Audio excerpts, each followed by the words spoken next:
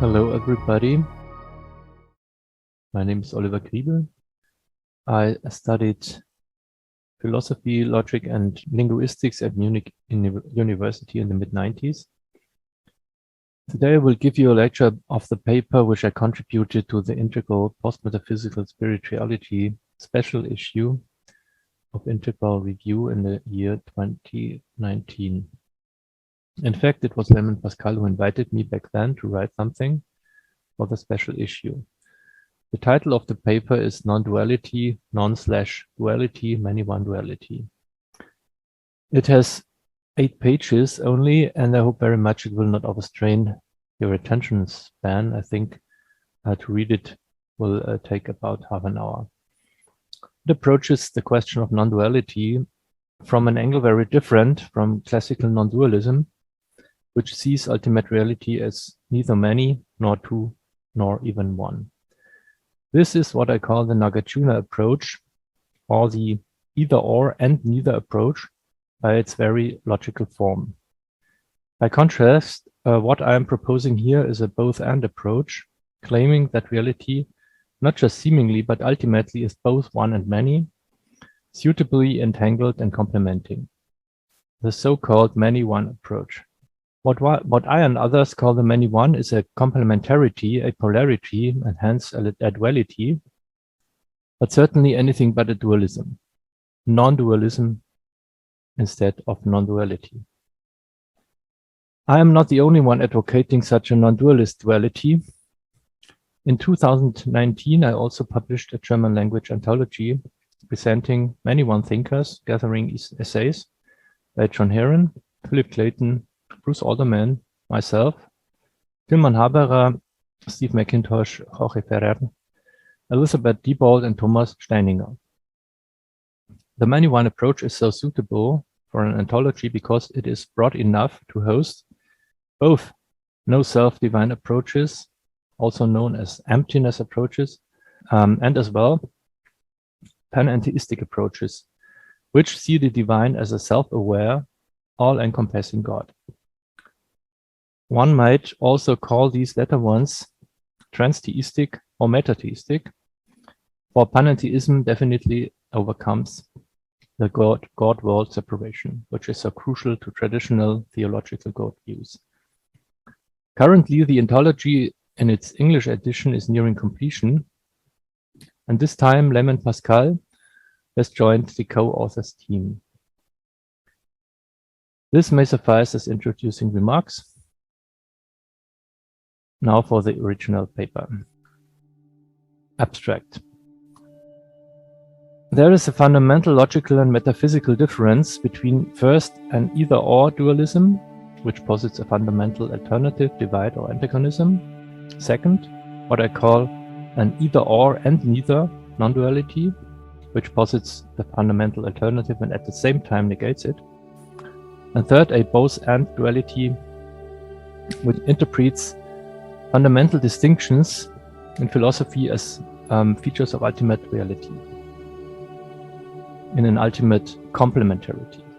More specifically, the holistic one-many complementarity between being as a whole and the many beings part of it is different from the emptiness form non-duality in the Heart Sutra Nagarjuna tradition. Even in spiritual, postmodern, post-metaphysical, integral, and the like thinking, there still is a major worldview choice to be made between about what the spirit or consciousness of ultimate reality is. Is it self-aware, intentional, and caring about its coherence, beauty, and values? Or is it non-reflexive, transrational, empty? Among post-postmodern philosophies, many, if not most, are in the broadest sense spiritual. Not all of these are trying to make strong theses about what spirit ultimately is. Be it biodynamics, Edgar Morin's complex thought, Hansi Freinach postmodernism, or Jorge Ferrer's participatory thinking, they are all each in their own way, avoiding ultimate spirit. One reason for this, I think, is that while unconscious spirit is something of a contradiction in per se, it nevertheless is very speculative to talk about the spirit, consciousness, or even mind which ultimate reality may possess. And often speculation only paraphrases dogmas about the divine spirit one happens to have inherited from one's respective religious or mystical backgrounds. Not being a member of any monotheistic creed, being skeptical about Eastern mystical reductions of the divine to meditative experiences too, but also believing that we experience the divine in meditation, this is a kind of bias I believe I am immune to. What motivates me is the gap that I feel dividing Buddhist ideas of an empty divine spirit and the many Western spiritual views inspired by it, and my philosophical intuitions, which tell me that a person's mind must be about itself, about its place in the cosmos, and that an ultimate spirit encompassing the whole cosmos can only be holist. That is, it will put in context person's body minds if its consciousness is more conscious and is more aware and self-conscious than limited persons' minds can be. I do not pretend to be able to find a point of reference everyone can accept. This clearly is impossible. All I try to do is to remind people that it is not so easy, even in the post-metaphysical worldview family, to eschew the notion of being as a whole, nor to conceive this wholeness as empty of reflexive, intentional, insightful spirit.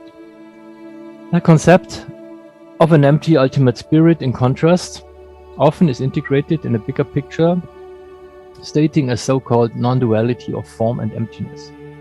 According to this position, form and emptiness should be fundamentally different, contradictory, dualistic, from a reasonable philosophical and scientific point of view. But they really are paradoxically one, beyond difference and beyond the mind, which cannot help making up this kind of difference. In this paper, I will try to make the case for a different kind of non-duality, which in fact is a duality. I will claim that the post-postmodern and post-metaphysical problems to which non-duality is meant to be the solution really are not dualities, but dualisms. I will argue that a non-duality of emptiness and form, which is supposed to be ultimately neither of them, in fact is a, crypto-dualism itself, opposing the seemingly many persons themselves to the one true and really empty self. As an alternative to this seemingly many, really one dualism, I will sketch a many-one duality. In this quite different concept of non-duality, which really is a dual non-dualism, it's not true that we ultimately are all just the same ultimate self. Instead, we are persons as real as limited beings can be, embedded in and entangled with the one being, cosmos, spirit, God. The Eastern-inspired, but in reality Western, Neo-Eastern notion of non-duality seems to be the translation of the Hinduist notion of Advaita, which literally means not two-ness. This notion refers traditionally to the ultimate identity of Atman and Brahman. But the fathers of Western Neo-Eastern perennialism, like Aldous Huxley and Alan Watts, popularized an idea of not two-ness, which is kind of syncretistic, where all Eastern mysticisms, notably Hinduist and Buddhist varieties, come down to one and the same meditative experience of the identity of the many human selves with the one divine self. It is striking how this idea omits differences between Hinduist Atman-Brahman unity and Buddhist Rupa-Shunyata form and emptiness unity. But it is fair to say that the form-emptiness dichotomy is dominating contemporary non-duality thinking, so that I will concentrate on this meaning of non-duality, leaving aside Hinduist Advaita proper. Let me just say that the idea of Atman-Brahman unity is not denying personal selves and the intentional and self-reflexive nature of consciousness the way form-emptiness non-duality does. Just compare the teachings of Buddhist thinker Nagarjuna with Hinduist Ramanuja's Vish-Ish-Advaita and even Shankara's Advaita, both of them insisting on the existence of the soul, self, and thus the difference between Hinduist and Buddhist teachings. It's interesting to discuss a Buddhist type of non-duality, famously introduced by Nagarjuna in relation with Immanuel Kant's thing in itself, which is supposed to transcend dual categories too. However, Nagarjuna was an anti-philosophical philosopher, whose thinking tried to dissuade people from trying to understand ultimate reality and rather experience it by objectless meditation. Kant, in contrast, claimed that what for him were basic ultimate features of reality, like freedom of choice or eternal afterlife, be intelligible, grasped at least by practical reason. This being said, there is one problem common to both thinkers, which can be illustrated by Kant's notion of the thing in itself. It is the problem which Kant's contemporary Friedrich Heinrich Jacobi pointed out when he said that without the thing in itself, one could not get into Kant's theory. With it, one could not stay in it.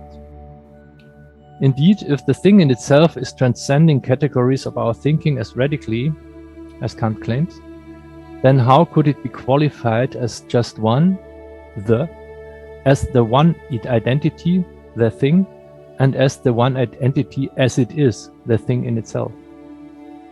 Similar threats of self-defeat keep on haunting contemporary non-duality teachings, leaning on Nagarjuna's ideas, especially its Shunyata-Rupa basis. I hesitate to say emptiness form basis, which would be the standard translation interpretation of Shunyata-Rupa, because in the famous Buddhist text known as the Heart Sutra, from which Nagarjuna seems to borrow his terminology, these Sanskrit terms rather seem to mean lack of essence or substance of its own, Shunyata, and bodily form, Rupa. In the Heart Sutra, the latter arguably simply means the human body in terms of what modern science would call its anatomy, physiology, and biochemistry. In the Heart Sutra, the body is named as merely one of several features of persons, so-called skandhas, which the Heart Sutra says are all lacking essence, substance of their own. It follows that what is not meant here by Rupa is the whole and structure of manifest reality or the cosmos. Of course, thinkers linking non-duality with a transrational identity of emptiness and form are free to define these terms as they wish. They just cannot, in a discourse respecting scientific standards, appropriate mystical tradition and their concepts for themselves without critical discussion. For the sake of the argument, however, I will leave aside this authenticity and legitimation reservations and grant form, Rupa, to be the name for all the cosmos with all its coherence and meaning, history and individuals. Indeed, this is what Nagarjuna himself seems to have had in mind, or would have had in mind, had he possessed our basic modern natural philosophy vocabulary. I will also grant that Shunyata can be taken to mean not a lack of essence, substance of its own, but an ultimate spirit or consciousness which is empty, lacking content, intentionality, reflexivity. With this translation interpretation, we get one famous and central Heart Sutra phrase, quote, "Emptiness is form, and form is emptiness," unquote, as a statement about ultimate reality and spirit. A more cautious reading, in my opinion, would be, quote, "The human body is lacking essence, substance of its own, in isolation," unquote, which is unproblematic, almost trivial in any postmodern, post-metaphysical context trying to transcend as Aristotelian or theist or materialist or otherwise substantialism or essentialism view. The emptiness form reading, in contrast, is a very strong and questionable one.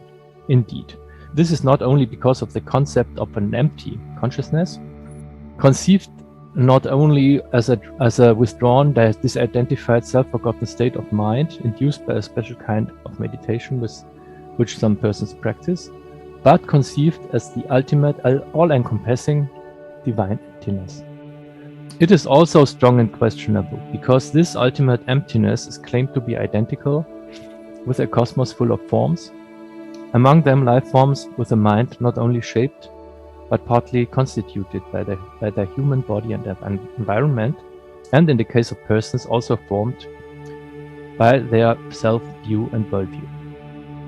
Trying to understand the emptiness-form dichotomy as an ultimate complementarity, a both-and duality, is strange enough, since it entails that living forms, part of the cosmos, are able to know, understand, self-reflect in a way the empty cosmic whole cannot understand them, nor understand itself. But in its Nagarjuna version, the dichotomy is even stranger. An infinitely regressing, apophatic oscillation. Neither emptiness, nor form, nor both, nor neither, nor both and neither, nor both nor neither, nor, and so on ad infinitum. Philosophically and logically, this may be stranger even than Kant's thing in itself. And the infinite regress, a bottomlessness, which in Western thinking is considered as ultimate logical vice, here is considered as an ultimate translogical virtue. We are left with a nothing or anti/concept.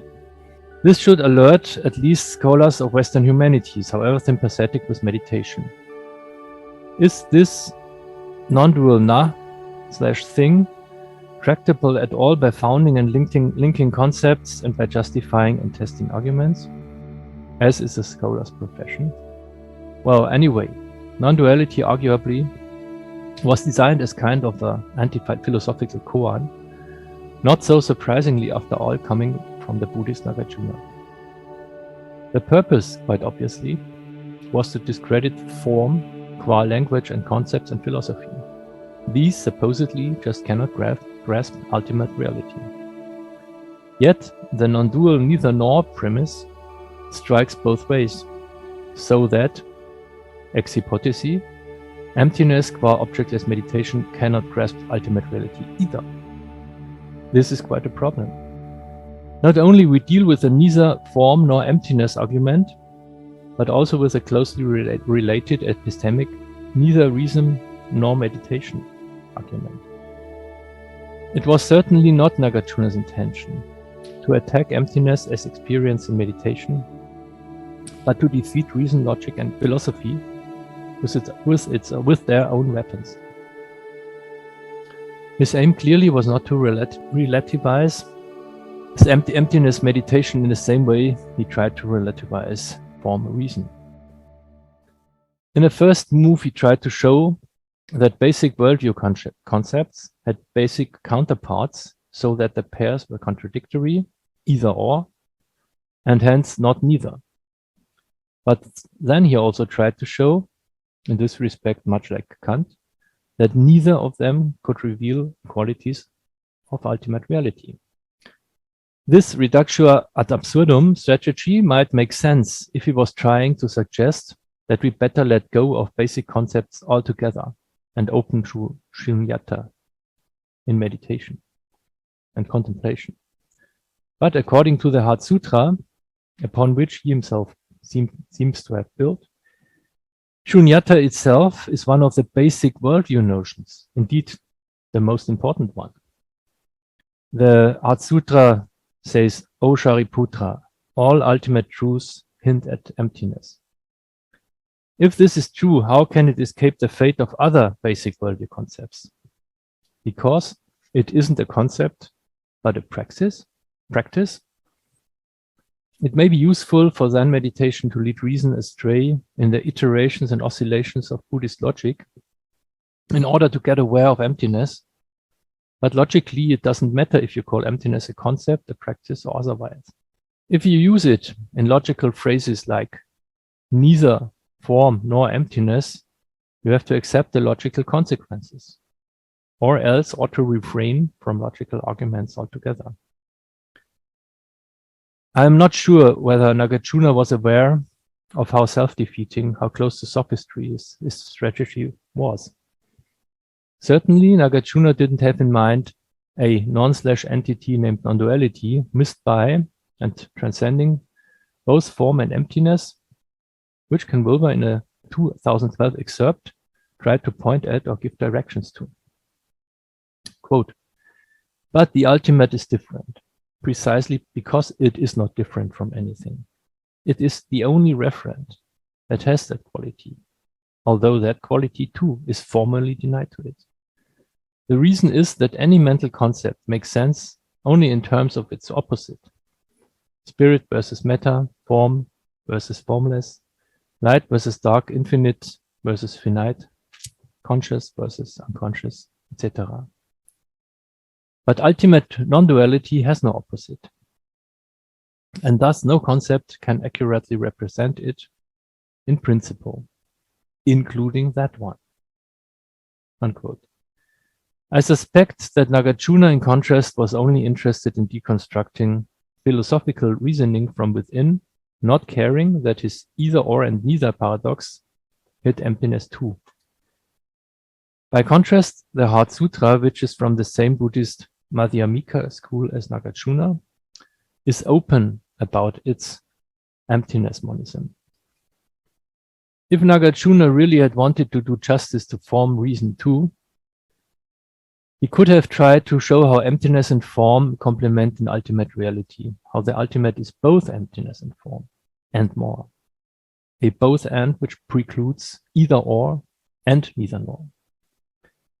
Why not try and unveil a both emptiness and form duality behind what seems a either or neither non-duality?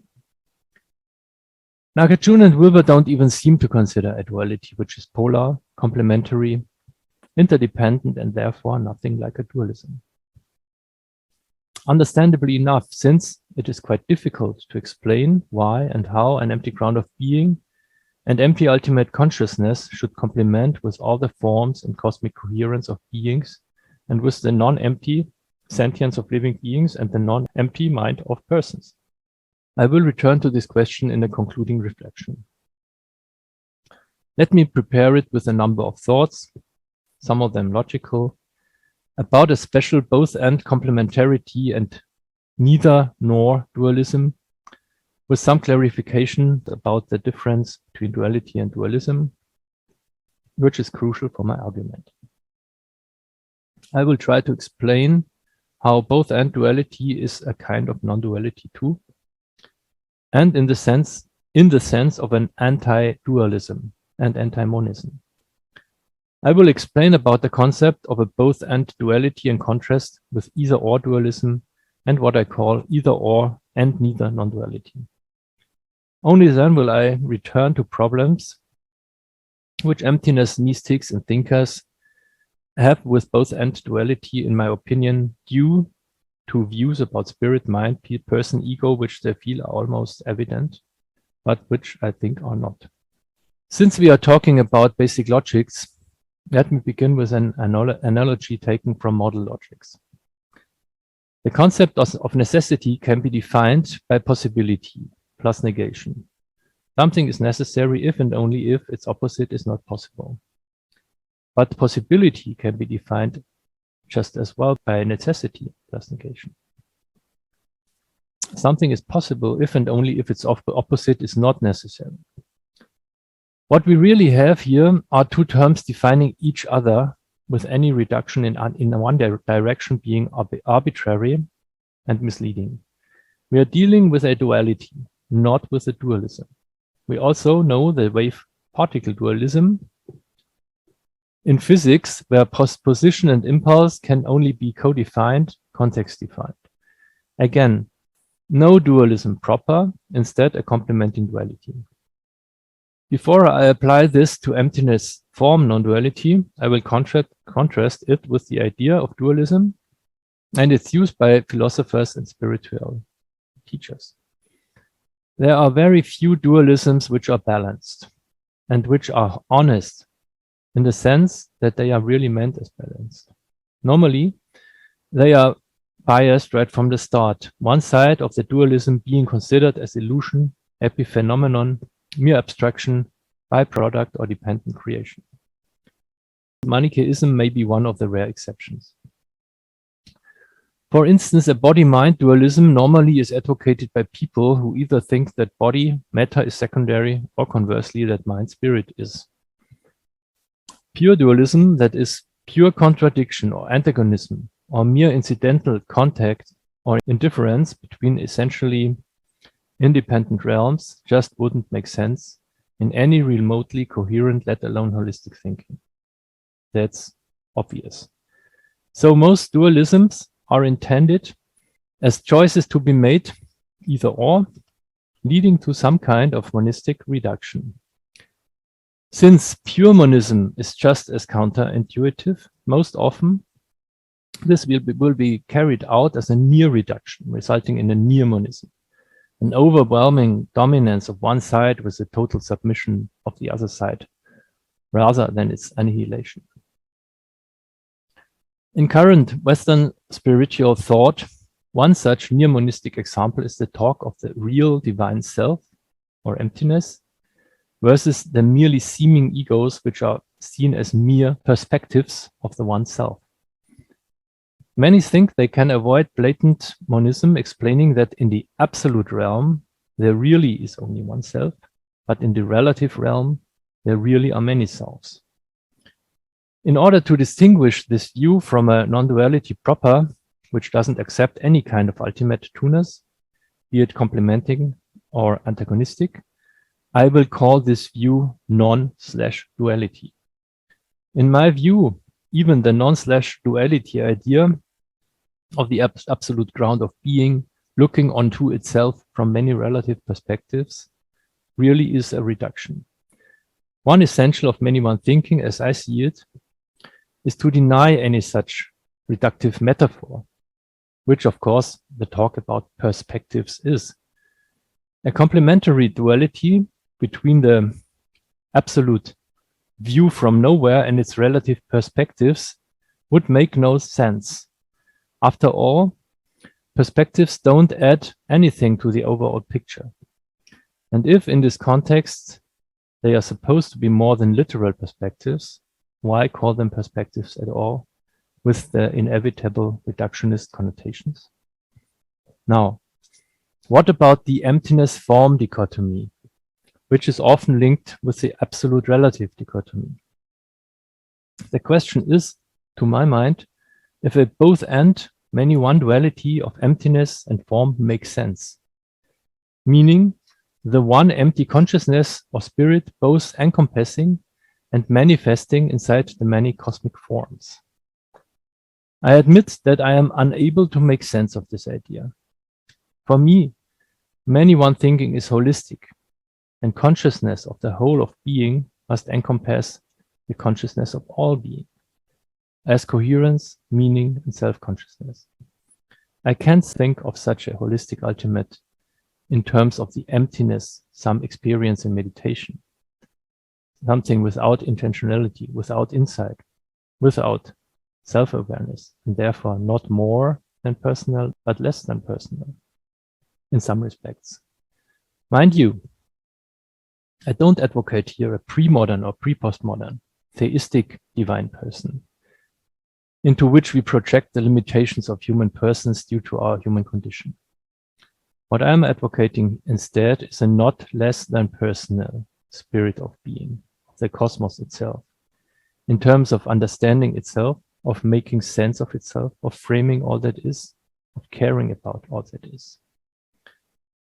In conclusion, I suggest that the problem is not a supposed emptiness form, near dualism, or non-duality and ultimate reality itself, but rather a meditation/thought dualism in our minds, which is something we can learn to heal, to make whole.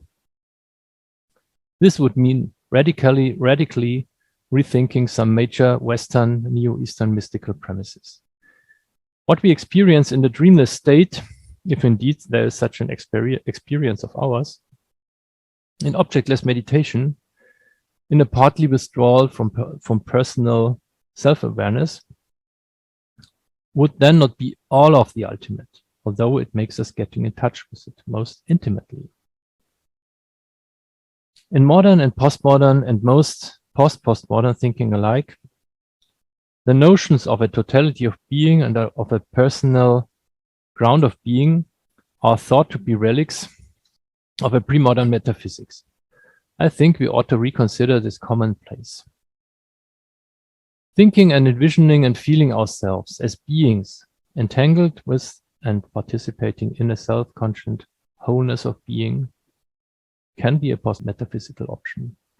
Beyond the authoritarian, substantialist, deterministic, or reductionist ideas we connote with the notions of theism in particular and metaphysics in general. So, thank you. This is the end of the main text of the paper. Hope you enjoyed it, and see you another time on the internet or somewhere else. Bye.